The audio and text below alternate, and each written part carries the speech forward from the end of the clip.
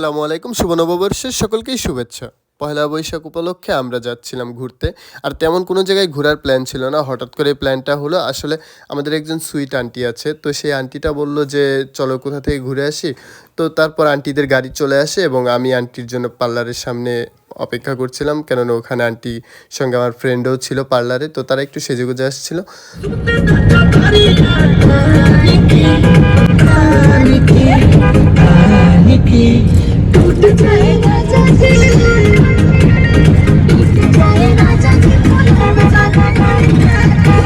তারপর আমরা গাড়িতে সকলেই মজা করতে করতে এবং ডান্স করতে করতে যাচ্ছিলাম এবং রাস্তাটাও প্রথম দিকে ফাঁকা ছিল এবং ক্যান্টনমেন্ট এরিয়ার সামনে যাওয়ার পর খুবই জ্যাম পড়ে এবং ঢাকা সাভার ক্যান্টনমেন্টে একটু চেকপোস্টের ওইখানেও জ্যাম ছিল, কেননা ক্যান্টনমেন্টের গাড়ি বের হচ্ছিল।